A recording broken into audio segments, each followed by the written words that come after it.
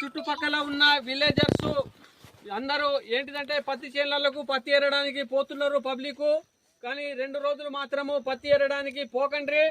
మరియు మీ యొక్క పశువులు మేకలు ఏవైనా కానీ వదలకండి. 2 రోజులు కట్టుకొని ఇంటికాడ వాటికి మేత వేసే ప్రయత్నం చేయండి. పులి తిరుగుతున్నది.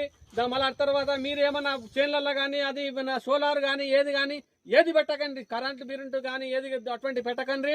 ఎందుకంటే అవి వాటితో మళ్ళీ చాలా ప్రాణహాని ఉంటుంది. మళ్ళీ ఎందుకంటే ఇది ఏమైనా జరిగిందనుకో, పులికి ఏమైనా హాని జరిగిందనుకో చాలా కఠినమైన శిక్షలు ఉంటాయి. మళ్ళీ బాగా జుర్మానా 7-8 సంవత్సరాలు మీరు అక్కడ జైల్లో ఉండాల్సి వస్తుంది. దయచేసి మాత్రం మీరు దానికి హాని పరచకండి. అది ఆగది. దాని దారిన దాని వెళ్ళిపోతుంది, ఆగది.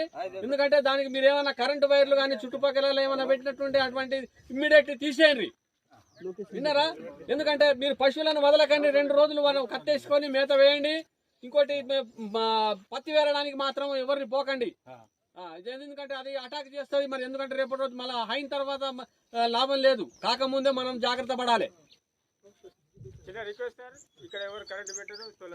పెట్టకుంటే సంతోషమే, పెట్టకుంటే చాలా సంతోషము. కానీ ఒకవేళ అటువంటి ఉంటే అటువంటి పెట్టకండి చెప్తున్నా.